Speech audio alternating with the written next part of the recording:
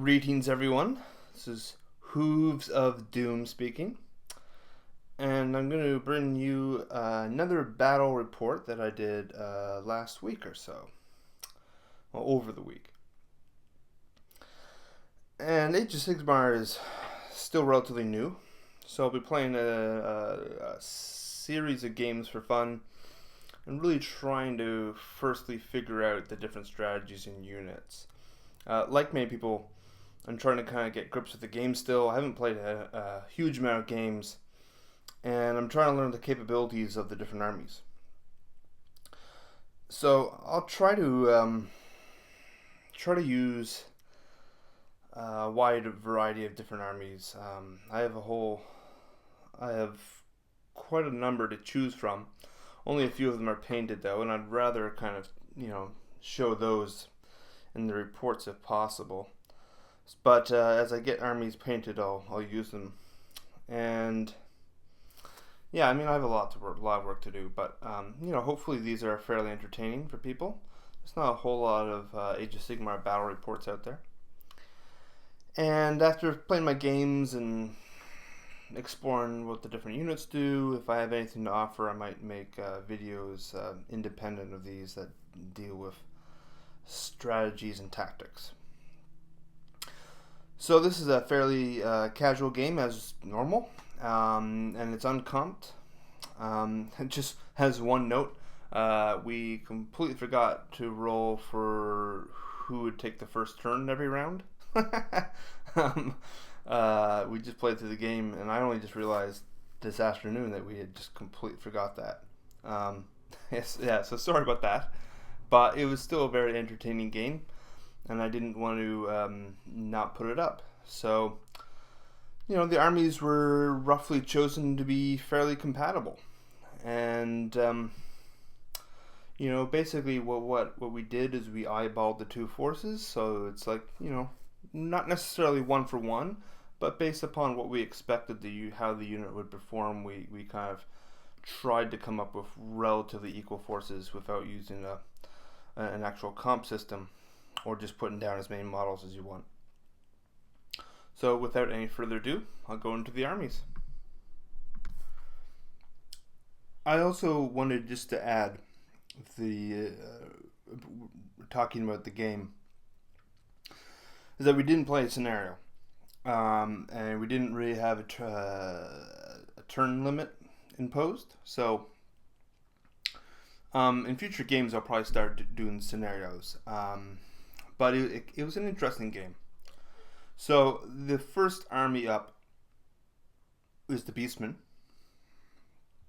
And that's composed of one Beast Lord, one Great Bray Shaman, one unit of Bestigors of 10, 3 units of Gors at 16, one unit of Ungors at 27, and combined that creates the Furious Brayherd formation, which grants those units +1 attack if they are within 8 inches of the Beast Lord or the Shaman.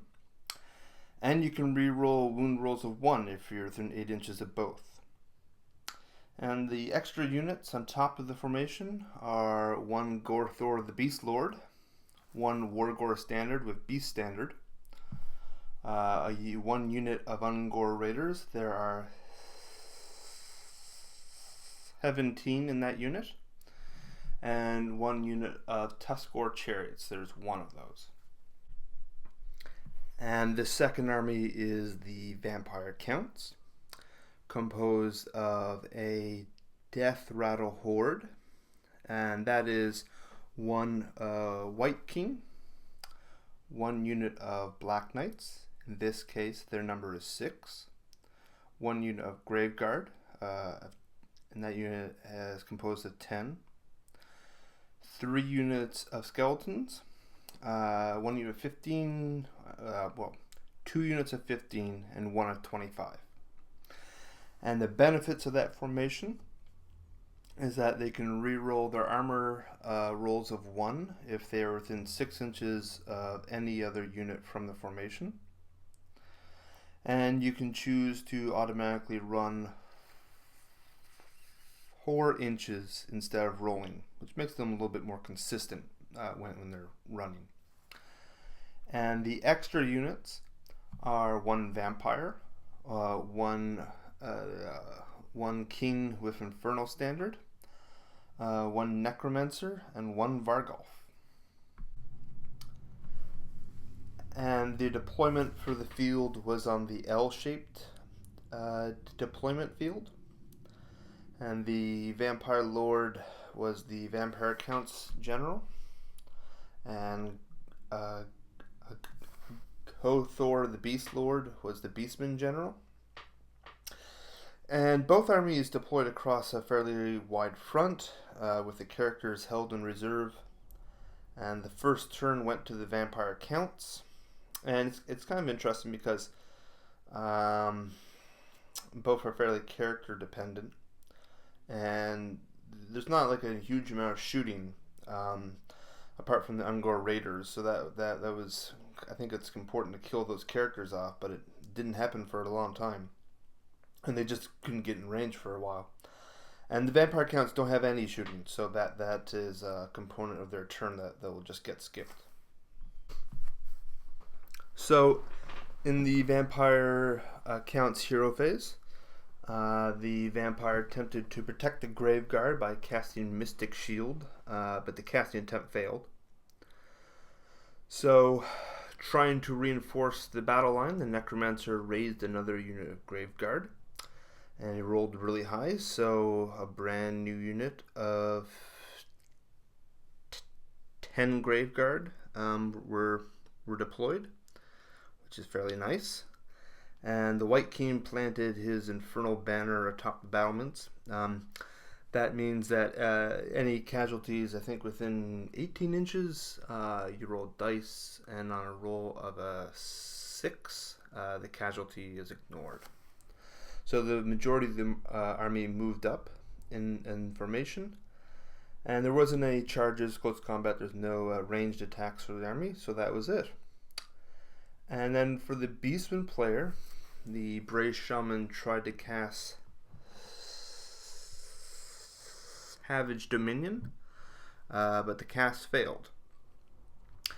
And Gorthor used his ability, the Gore-Soaked Champion, which pretty much gave almost everyone, it gave everyone within 16 inches +1 to run, +1 to charge, and +1 to hit. And he'll be using that command ability in almost every hero phase, because it's pretty good. And all the units within 8 inches of the Shaman are infused with the Shaman's Bestial Vigor, and that increases their movement by 3 inches. So it's a really fast army. And basically, because the Vampire Counts raised that unit of Graveguard, the Beastmen had to move. I mean, they can't just wait around. So they pretty much all moved up. If the exception of the units in the center, the Gore unit, I think, moved forward a bit, and then the best of Gores went off and tried to confront the Black Knights in Vargulf, with 1 unit of Gores as well. And along the other flank, the Ungor Raiders, the Ungor Raiders behind them, they can run and shoot, and and a lot of these units can also run and charge. That's the Beastmen kind of special ability with their units. And so they unleashed a volley at the Vargulf and inflicted 4 wounds on the horrible beast, which is pretty good. It only has 8 wounds, so they managed to bring it down by half. The Beast Lord didn't make his charge, and the Gore unit on the flank charged into the Vargulf and the Black Knights. And in the close combat phase, the first unit up were the Gores, and they rolled on their Anarchy and Mayhem ability, and that's an ability that they roll, at the when they get chosen to attack, they roll this up, and it can either give them +1 to wound or +1 attack. It's a really good ability, and it gets better if there's a Beastman character within 8 inches. So let's see here. And they got the +1 to wound, I think. And the Gores, yeah, so now this Gore unit, because of the formation rules and their Anarchy and Mayhem, they're now hitting on 3+ and rerolling 1s, and 3+ to wound as well, which is, obviously really good. And they have a +1 to attack as well, because they're within 8 inches of the Beast Lord. So they inflicted. So the Vargoth already took 4 wounds, and the Gores inflicted another 4, which basically made, the Vargoth was then dead. So, which is awesome, because the Vargoth's really good in close combat. So it's good to get that killed off before it could actually attack back. And it has abilities where it can heal itself too. So I was happy to get rid of that. And the Gores also inflicted 1 damage on the Black Knights. They have pretty good armor, relatively speaking. And they're also pretty good because they're in that formation, so they get to reroll their 1s on their armor saves. But on return, the Black Knights killed 3 Gores, and the adjacent skeleton unit piled in and killed 2 more. And so for Battle Shock, the Gore unit, I think, rolled really high, and 5 of the Gores ran off the field. So now it's the Vampire Count's turn. And during the hero phase, the Vampire Lord decided to bring up another unit of Graveguard. And again, it rolled, I think, 11 or something, so that brought up another unit of Graveguard that numbered 10, so that's 2 units of 10 Graveguard that have now been brought up through magic, which is awesome. And the Necromancer cast Mystic Shield on the formation unit of Graveguard. So, man, that's a lot of Graveguard that just got, out of nowhere. No significant movement or charges for the Vampire Counts. They were basically just content to wait around and bring on more guys. So we went to the combat phase, and the Black Knights were nominated first, and they killed 5 Gores. And the remaining Gore put 2 damage on the Black Knights, which killed 1 and put a wound on another. And then the skeletons killed him off. And then during the Beastmen turn, this is, I guess, the beginning of, the end of round 2, yeah. The Beastmen hero phase. Gorthor uses command ability again to give everyone +1 hit, +1 charge, and +1 run, I think. And the Wargore planted is the Beast Standard. That gives everyone within range +1 to wound. And the Shaman attempted to cast Savage Dominion again, but the cast failed once again. And then during the movement phase, Youngor Raiders moved slightly back, and that pretty much allowed the unit of Best Gores to move into position for a good charge. And the formation Brace Shaman and Beast Lord also moved within 8 inches of the Bestigors. And but those are like the most potent units in the army. So the fact that they're going off on the flank, made it pretty tempting to not run up for the rest of the Beastmen army. But because the Vampire Counts are just continuing to raise more guys, the Beastmen on the other flank, as well as the General and the Chariots, decided to move up for a charge. But the Gore unit in the middle, knowing that it really couldn't go up against a Graveguard on its own, decided not to move.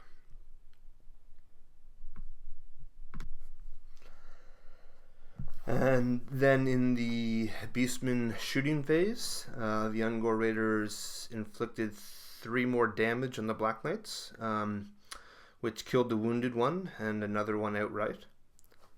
In the charge phase, the best Gors charged both the skeletons and the Black Knights, and they were supported by their Beast Lord. On the other flank, the Ungors charged the skeleton horde. Gorthor, the Beast Lord, failed his initial charge, but he can reroll his charges, which he did, which is great. So he got in there as well. And the Gors and the Chariots charged one of the newly raised units of Graveguard.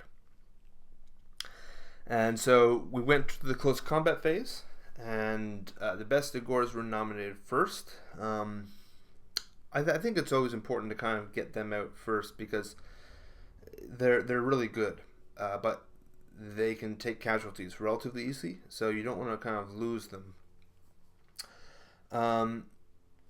So they did 29 attacks, and with all their, they got tons of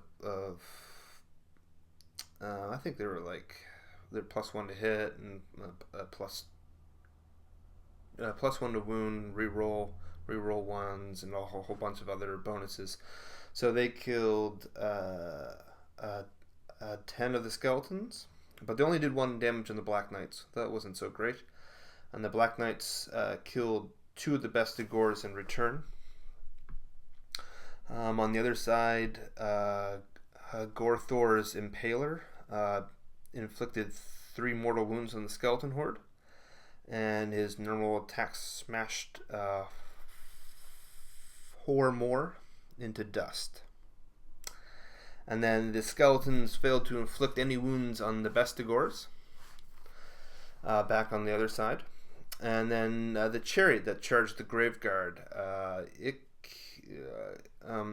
killed 1 Graveguard, and the Graveguard retaliated by killing 3 of the Gors. The Ungors themselves only killed 1 skeleton. The skeletons rolled like ridiculous amount of saves. They saved like 8 armor saves, which is really good. And the skeleton unit is now, or was now, below 20 models, so it didn't get the extra attack. So they weren't +1, but they do get +1 to hit if they're within proximity of a hero for the vampire counts.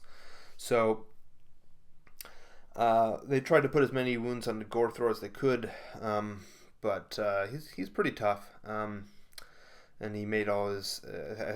I think they rolled poorly and didn't wound him. But they did kill 2 Ungors, so that wasn't so great for them. The remaining Beastmen units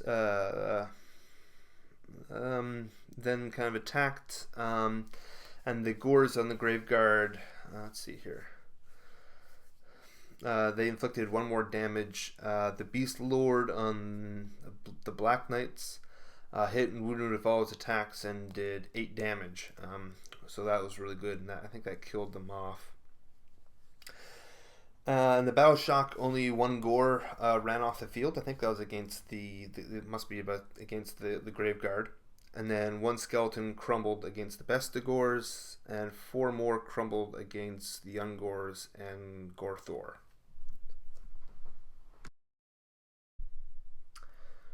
So here we are at round 3, and the vampire counts went first.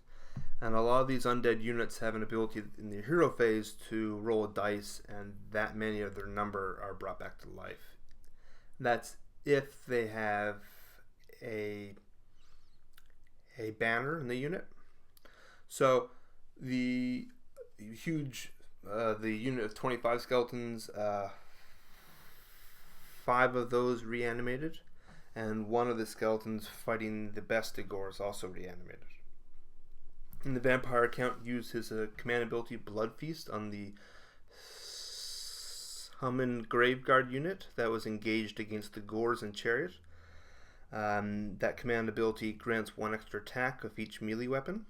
And he also attempted to cast Mystic Shield but failed. The Necromancer cast Van Hill's Danse Macabre on the same unit of Graveguard, allowing them to pile in and attack twice in the next combat phase.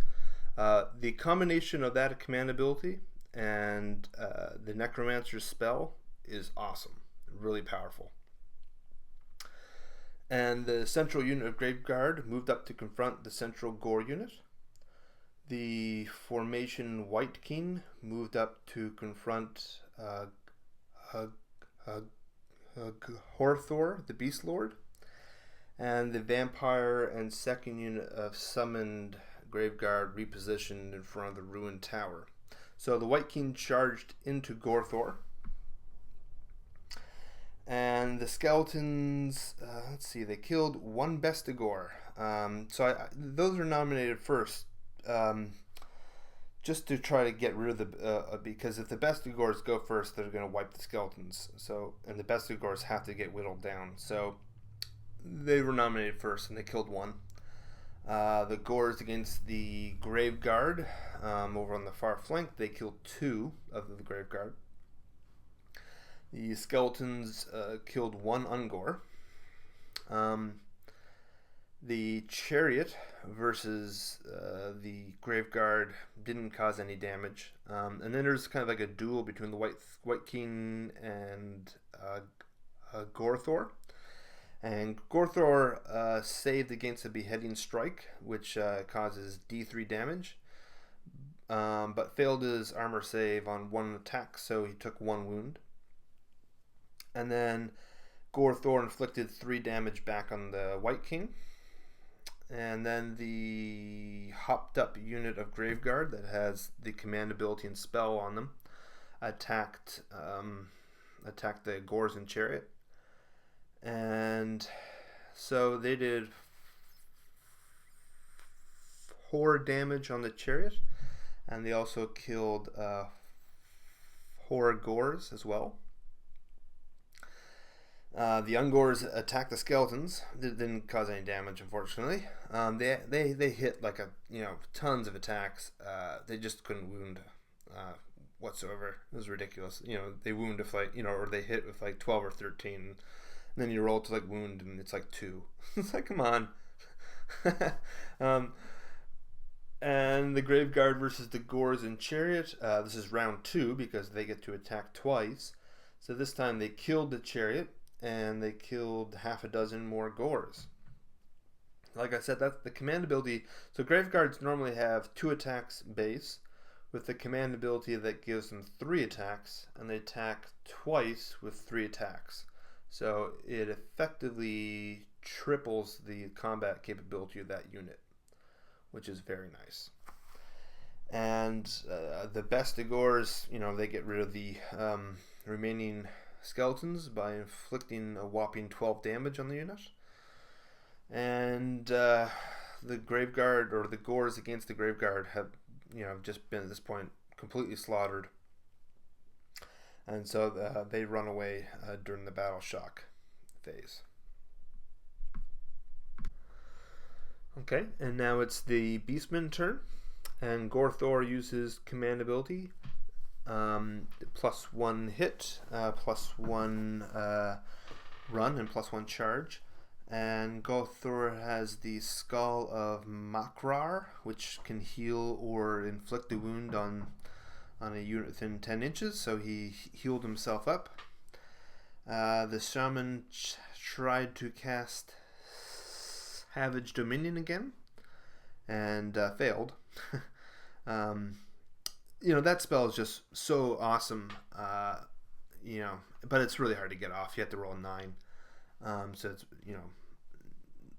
certainly below average. I was hoping to eventually get it off, though. And then the movement phase, the Bestigors and Gores in the middle moved up to charge the Graveguard. So now that the Black Knights and such are dead, the Bestigors and the Beast Lord and such can all go down the middle and try to confront the main foe. And the Beast Lord and Shaman moved up to support, and the Ungor Raiders moved up, ready to engage at range. And basically seeing the Gores and the Chariots be butchered by the Graveguard in close combat, the Ungors and Gorthor decided to retreat and withdraw from combat during the movement phase. And the Ungor Raiders unleashed a volley into the formation Graveguard that killed 3 of them. And then the Bestigors and Gores charged in after the Ungor Raiders had inflicted their damage.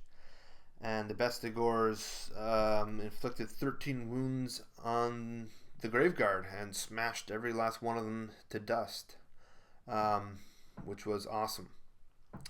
Bestigors are really good, as anyone who's been using them knows. Which was awesome because for a long time they weren't that great at all. And the poor Gores, even though they charged in, they were all ready to do some damage, but they didn't even get a chance to attack.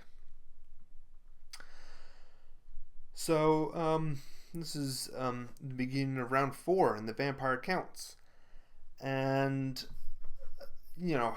at this point, even though the Vampire Counts had brought on 2 units of 10 Graveguard, quite honestly, if they hadn't done that, this game would be over. So, I know there's some contention about bringing on new units and the ability just to constantly bring more units up, but in this case, it worked out, and I thought that it actually made the game much more balanced because, quite honestly, if you took out those 2 units, it would be a unit. It'd be 2 units of skeletons left, which is obviously not going to do much, and a couple characters. But I think the advantage would definitely be in the Beastmen. So, so let's see what happens. So during the hero phase, the vampire used his command ability again, Blood Feast, and put those on the other unit of Graveguard. And the Necromancer cast Van Hels on the same, so that combo is now in effect again.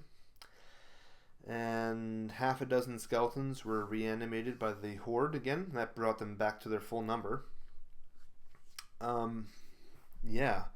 mean, these units, their ability to recoup units every hero phase, and the fact that they're bravery 10, it takes a long time to actually get rid of those units.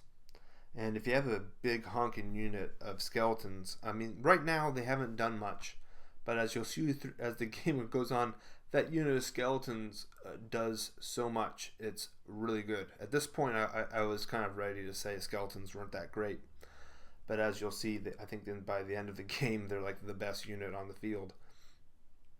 Because by the end of it, there's still like 25 guys. It's ridiculous. You have to really hit them pretty hard. And 25 is not a big unit. I could definitely see myself using bigger units. So during the movement phase, the second unit of Graveguard moved up to confront the new Beastmen that had destroyed the previous unit of Graveguard. And so they run up to support the middle. And the skeleton horde gave chase to the Ungors, and the second unit of skeletons moved up to charge the Bestigors.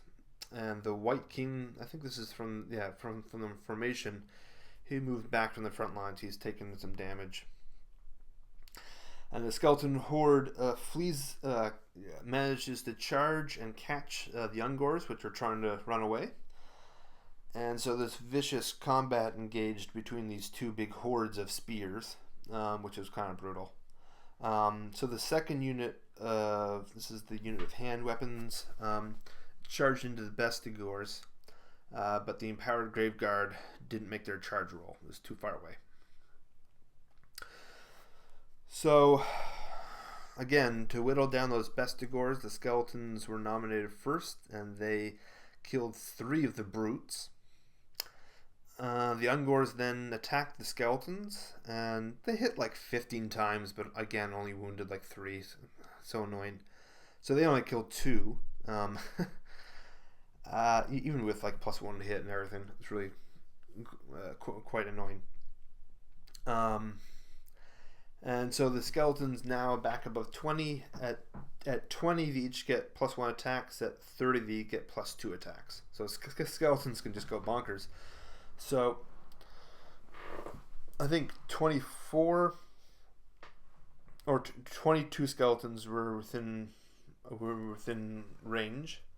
So that gives them a huge amount of attacks at +1. And then they have +1 to hit because they're still within, I think it's 18 inches of of a hero. So they can really get good.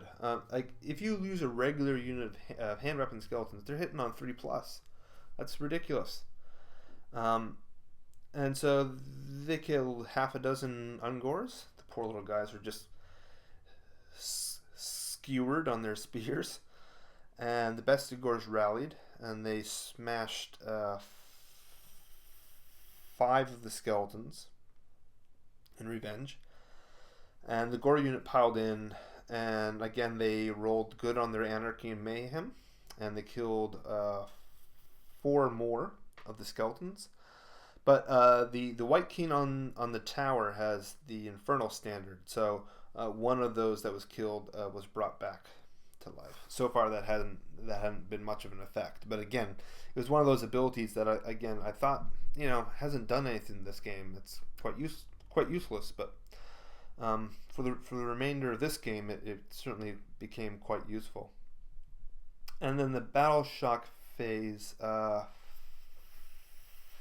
5 Ungors ran off, and 2 skeletons fighting against the Gores crumpled into dust. So, mind those poor Ungors. So Battle Shock phase. But at this point, the Ungors had only taken like a couple of casualties, but they, lost a bunch against the skeletons in close combat, and then of course, Battle Shock phase, I rolled like a 6.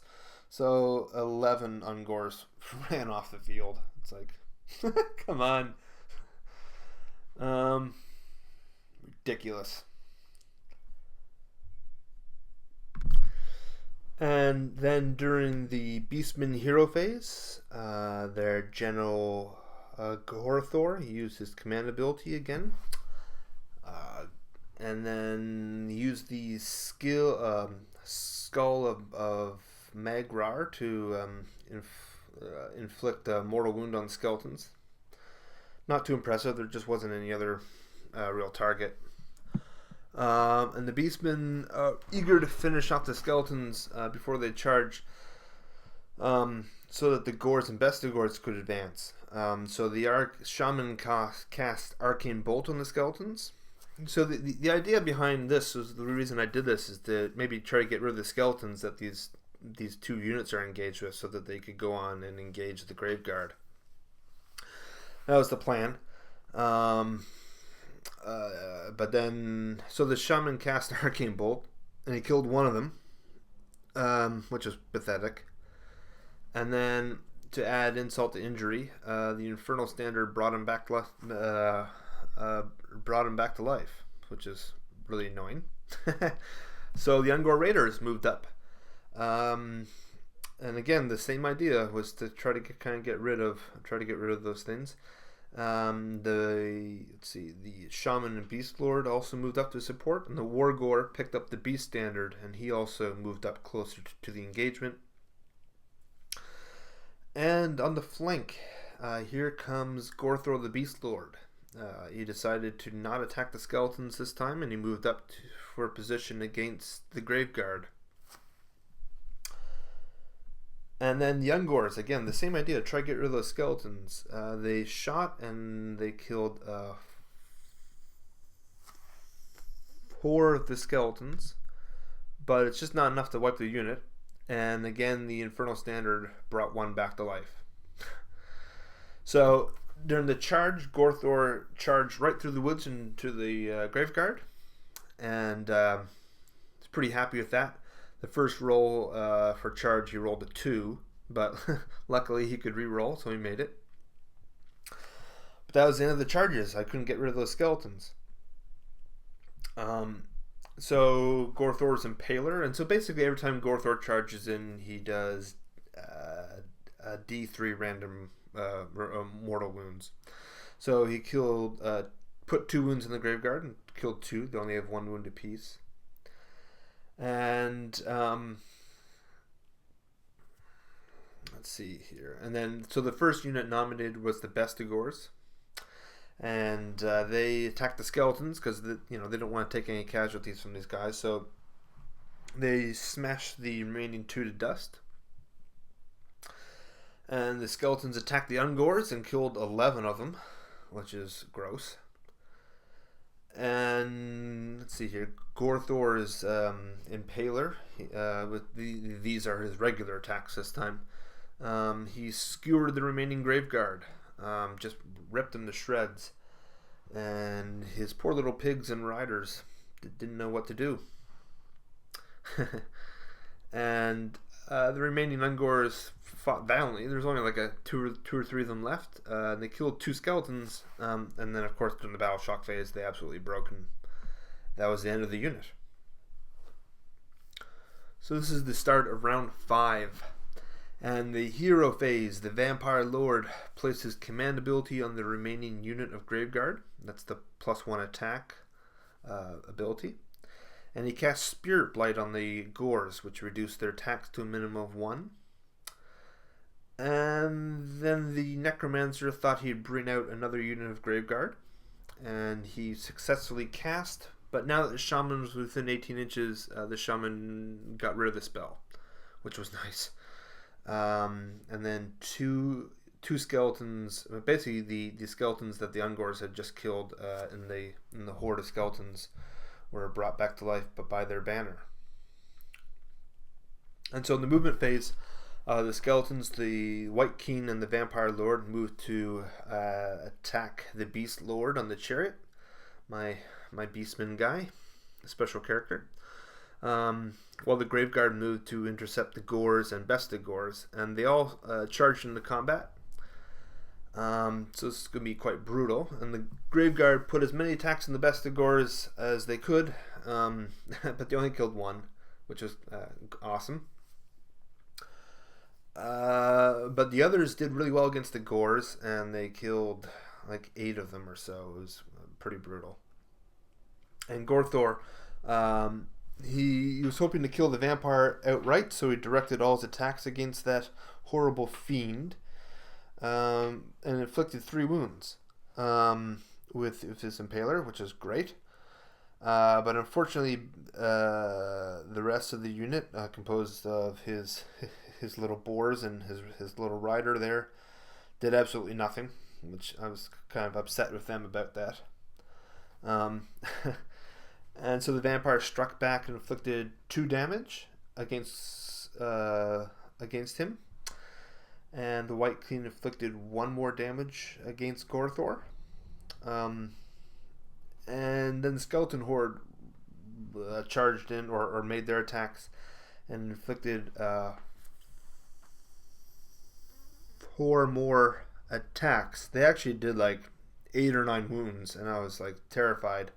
I made most of my saves though, or half of them, I guess. And so the Beast Lord only has the 1 wound remaining on him.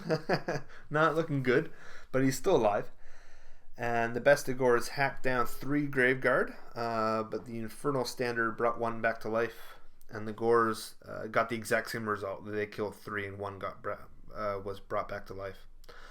So during the battle shock phase, 1 Bestigor ran away, which was very annoying, because I think they only took like a casualty. So it's like, come on, this is such an important unit to have a couple run away. It's like horrible.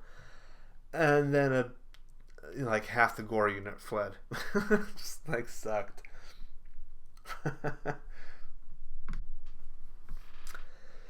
And so we're back to the Beastmen, and the Gorthor uses Blood-Soaked Beast Lord command ability again. And that pretty much went on everyone. So everyone has +1 to hit, and +1 to run, and +1 to charge. And the Skull of Magrar healed 1 wound, so he's back up to 2 wounds this time. And the Shaman once again attempted to cast Savage Dominion and failed again. Man, like honestly, if I got that spell off, that would have been so crucial. It would have actually really, really changed the game. But it didn't happen, unfortunately. So during the movement phase, two wounds remaining on Gorthor, he bolted away, and he rolled like a 12, and he managed to get the hell out of there. Moved his complete distance. So with a significant gap in the line, the Beast Lord, Shaman, and Wargore, they all moved up to. There's really nothing left really in the middle, except these characters for the most part. And the Ungor Raiders launched a volley at the Vampire Lord, and he'd already taken 3 wounds from Gorthor, so they managed to kill him, which was good. And then the Beastmen characters all charged into the Graveguard.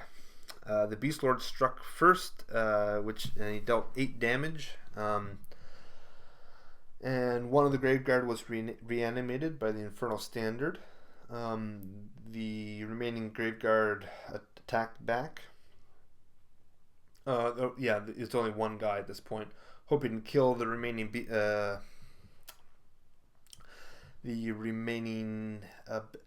Bestigor, and he managed to do it, and so that was the end of the Bestigors. So the Shaman, there's only one Graveguard left, and the Shaman tried to bonk him on the head with his staff, and he missed, which was kind of amusing. And the Gores managed to smash him down and proceeded to do horrible things to his corpse. So the Vampire counts. This is round 6. The Necromancer summoned up a unit of 10 skeletons, and the Shaman tried to dispel it but couldn't. So the new unit formed up the screen, the White King on with the Standard and the Necromancer. And 4 more skeletons were reanimated in the 25 unit of skeletons. That brought it back up to its starting strength. And then the Skeleton Horde and White King moved up to confront the Beastmen heroes, and they charged into combat. The newly brought on skeletons tried to charge, but they failed. And the skeletons inflicted 12 damage. You know, honestly, at 25 men or 25 skeletons, that's about average, which is really good. And so they did 12 damage on the Wargore, and so that killed him off. He's not like a fantastic melee character. The remaining Gore inflicted 1 damage on the White King, and he killed 1 Gore, the remaining Gores. I guess there was a couple left. And then the Bray Shaman piled in and attempted to kill off the White King, because he had taken 3 wounds, I think, earlier. But the old king managed to do his armor save and was good to go. The Beastman turn. Gorthor used his command ability again. He healed himself up another wound. And the summon tried to cast Savage Dominion and failed again. Jeez. I just kept trying to do it because, again, if I could bring on a Gorgon or something, that would change the game absolutely in my favor. And just couldn't do it.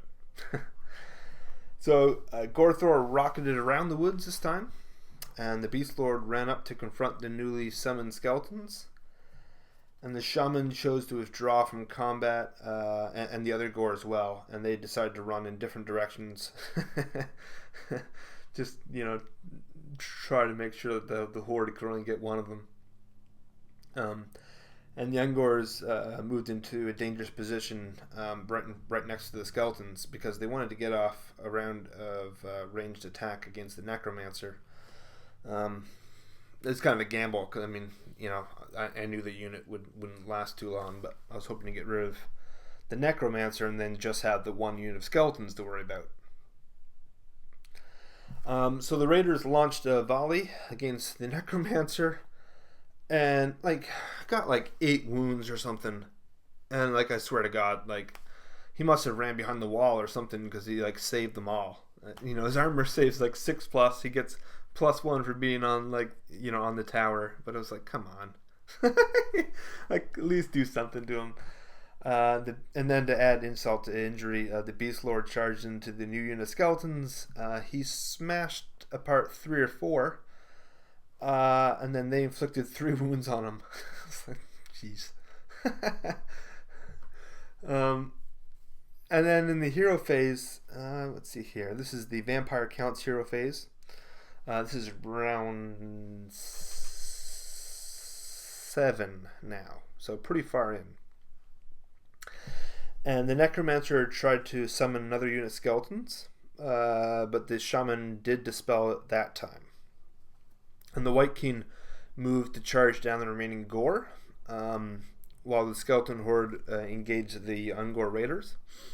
And of course, both of them were pretty close, so they both made it into combat. And the Skeletons went first against the Beast Lord. They caused 3 wounds on him, but he managed to make all his armor saves, and thank God. I was if he died against half a dozen skeletons, I would have been quite annoyed. And so the Gore champion against the White King tried to potentially kill the old guy and did nothing. The skeletons on the Raiders killed 7 of them or so, and then the Raiders killed 2 skeletons back. The White King killed the Gore, and the Beast Lord went bonkers on the remaining skeletons and killed all 6, which is good. And then in the Battle Shock phase, about 7 more of the Ungor Raiders ran off the field, which was not good at all. And so now the Beastmen at the end of the round went, and Gorthor again used his command ability and healed up another wound. So he's actually he's up to like 3 or 4 at this point. So he's half decent again. The Shaman tried to cast Savage Dominion and failed again. Jeez.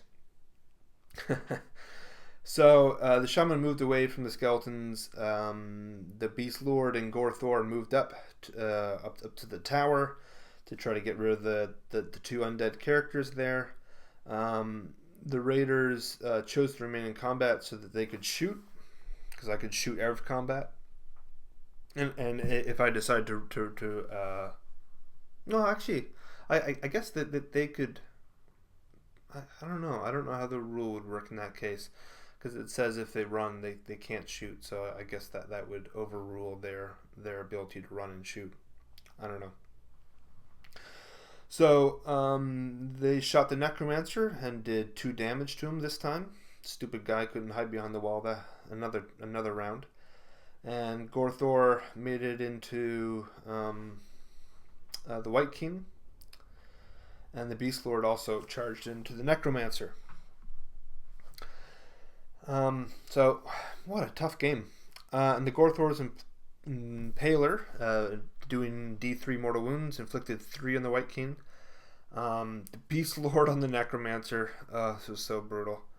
I hit with all his attacks, and then to wound I rolled all 1s, which I was pretty disappointed with, because I really wanted to kill that Necromancer. Ridiculous. And the White King didn't do anything to Gorthor. The Raiders killed 2 more skeletons. Again, it's funny because the Ungors, I don't know, it's just the way I'm rolling, but when there's an entire unit, I do 3 damage. When I have 2 or 3 left, they're doing the same amount of damage. And then the skeletons killed off all the Raiders. And Gorthor killed the White King. He was dead, which is good. So no more Infernal Banner.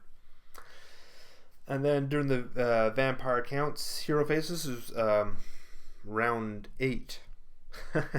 We kind of went bonkers and just decided to play until one side was pretty much dead. I mean, at this point, the game was just so much in the air, it seemed. We didn't want to end it prematurely.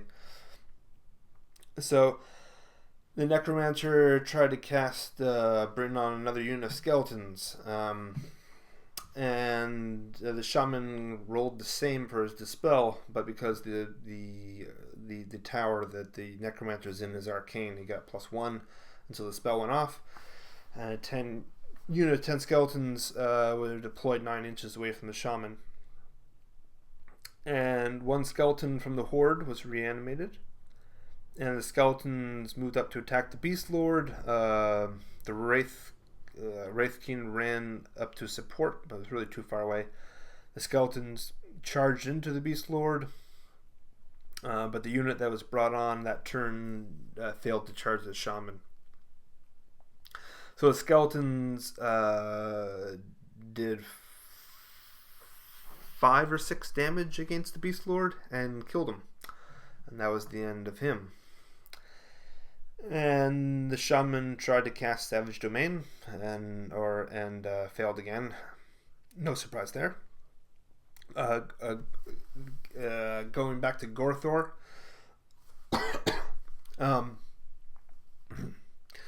He sorry about that. He healed himself up, and then the shaman moved away from the skeletons, but still within 18 inches, so he could possibly dispel. Gorthor piled into the necromancer and skewered the old dog, so he was now dead. But the skeletons inflicted about 7 to 8 wounds on Gorthor and killed him. So that skeleton unit really kind of in the end was brutal. I mean, it killed the Wargore, it killed the Beast Lord, it killed Gorthor, it killed the Raiders, it killed a bunch of stuff. It was really good.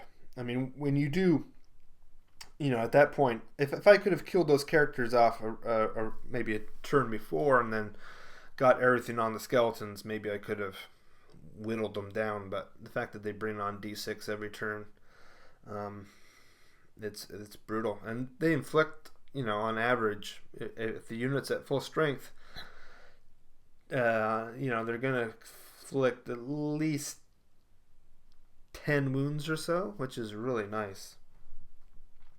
And so that was really the end of the game. The shaman, at that point, the only thing left for the Beastmen was the shaman. The vampire counts had the unit of the big unit of skeletons, the newly brought on unit of skeletons, and a damaged White King.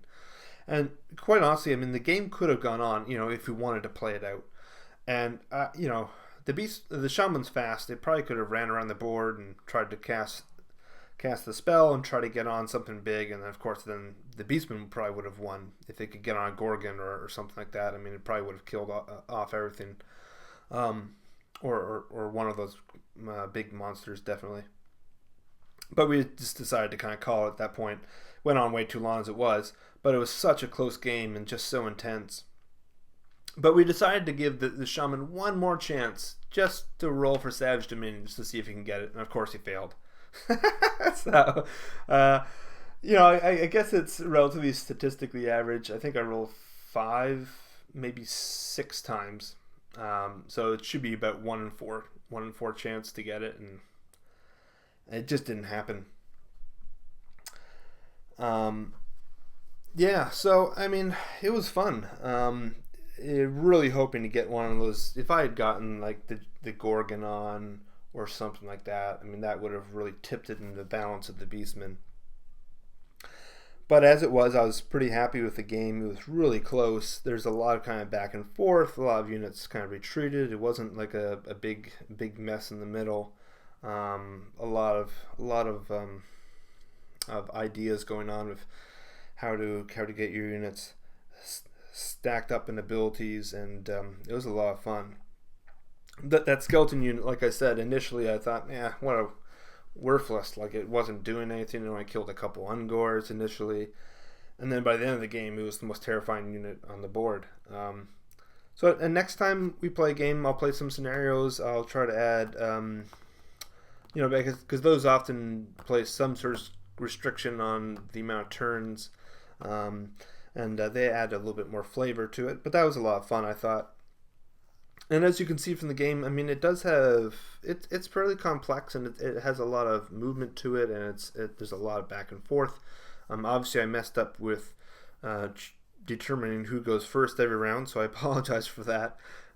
Again, we just completely overlooked that. We played other games and did it correctly, but this game, I don't know what happened. I just completely forgot.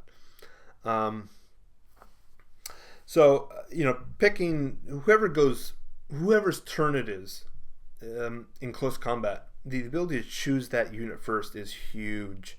you got to really kind of make that unit really count, right? You want to use your spells and command abilities to boost something up, charge it in, and just whack whatever the hell it's up against. That seems to be the name of the game. So that was a fun game. Hope you enjoyed it, and have a good one. Bye.